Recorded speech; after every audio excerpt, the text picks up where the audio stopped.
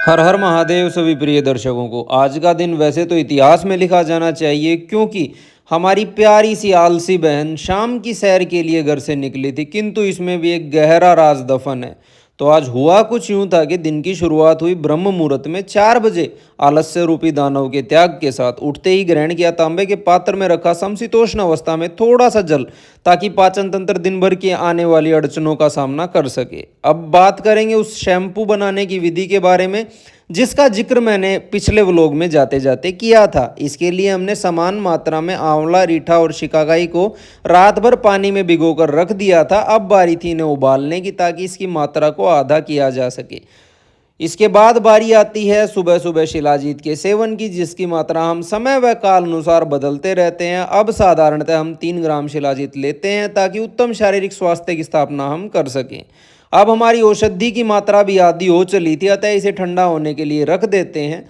सुबह की सैर व बाहर की ठंड को ध्यान में रखते हुए वस्त्र आदि धारण कर हम कर देते हैं शुरू सुबह की पैदल यात्रा को, जो हमें ले जाने वाली थी सीधा व्यायामशाला की ओर। हमें करना था ढेर सारा वजन उठाने का अभ्यास, जिसके लिए खास तौर पर हम आज 4 बजे उठे थे, क्योंकि व्यायाम का समय पिछले कुछ दिनों से नहीं मिल पा रहा था, जो कि शरीर के लिए अत्यंत आवश्यक भी है। अब जिस व्यायामशाला में हम जाते हैं, हमारे अनुसार वो 7 दिन 24 घंटे खुली रहती है, जैसा कि उन्होंने हमें बताया था। किंतु हुआ इसके ठीक विपरीत। जैसे ही हम सुबह 5 बजे यहाँ पहुँचे, दूर दूर तक सब कुछ सुनसान था, व्यायामशाला बंद पड़ी थी। दुख तो बहुत हुआ, किंतु कर भी क्या सकते थे। अतः व्याकुल मन के साथ निश्चय किया कि अपनी पैदल यात्रा को ही आगे बढ़ाया जाए, जो कि हमें खास तौर पर पसंद भी है। अतः लगभग आधा घंटा टहलने के बाद हमने आकर देखा तो व्यायामशाला खुल चुकी थी, और ट्रेनर भाई साहब ने बड़ी विनम्रता के साथ सूचित किया कि रात को उन्हें घर जाने में देरी हो गई थी, अतः वे समय पर नहीं आ पाए।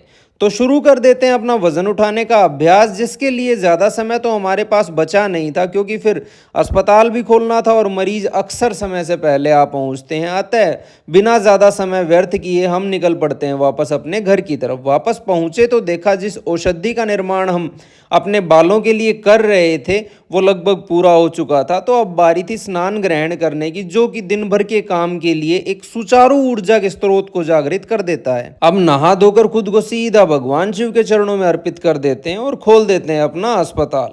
इसके बाद बारी आती है अर्जुन की छाल के शीर पाक की, जिसको बनाने की विधि मैंने पिछले व्लॉग में बताई भी थी। स्वाद में बेशक ये कुछ खास अच्छा न हो, उसके बावजूद गुणों से तो यह भरपूर है ही। अब कुछ देर तक मरीज देखने के बाद भूख का वेग व्याकुल करने लगा था, अतः ज़रा सा समय निकालते ही हम आ जाते हैं भोजन की व्यवस्था करने के लिए।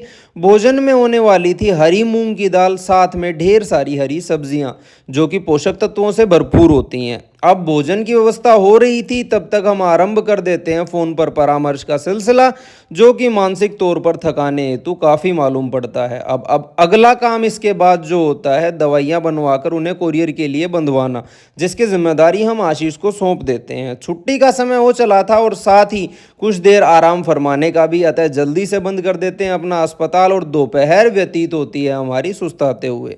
शाम की शुरुआत होती है एक तेज़ अदरक वाली चाय के साथ। ध्यान रहे, यदि आप चाय या कॉफ़ी का सेवन नियमित तौर पर कर रहे हैं तो कोशिश कीजिए कि सब बिना मीठे के ही आप पिएं, ताकि अतिरिक्त नुकसान से आपका बचाव हो सके।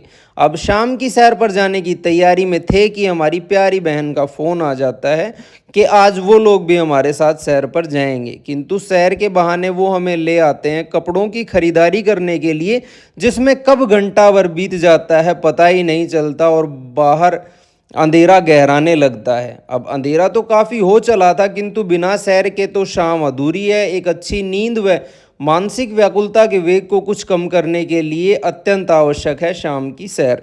अतः खरीदा हुआ सामान जल्दी से घर पर रख देते हैं और निकल जाते हैं पैदल यात्रा पर। थोड़ा सा अंधेरा होते ही पूरा शहर सुनसान हो जाता है, और यह खामोशी हर पल सुकून देने वाली होती है। अब सर्दियों के मद्देनज़र हमें खरीदने थे कुछ तिल व गुड़, तो सीधा पहुंचते हैं बाजार और कर लेते हैं अपनी खरीदारी को पूरा। शाम का भोजन करना अभी भी बाकी था, अतः जल्दी से घर पहुंचकर आरंभ कर देते हैं भोजन की व्यवस्था, जिसमें फिर से वही होने वाली थी मूंग की दाल। खाना अक्सर हम हमारी ज़रूरत के अनुसार खाते हैं, ना कि स्वाद के अनुसार। अब भोजन की तैयारी करते करते काफ़ी देर तक दोनों परिजनों के साथ चलता है एक लंबा वार्तालाप, वार्तालाप का सिलसिला और हम बढ़ चलते हैं इस व्लॉग की समाप्ति की तरफ। दोनों प्रियजनों को विदा करने के साथ ही समाप्त करेंगे आज की इस लंबी सी कहानी को। आप सभी को मेरी तरफ से रात की राम राम।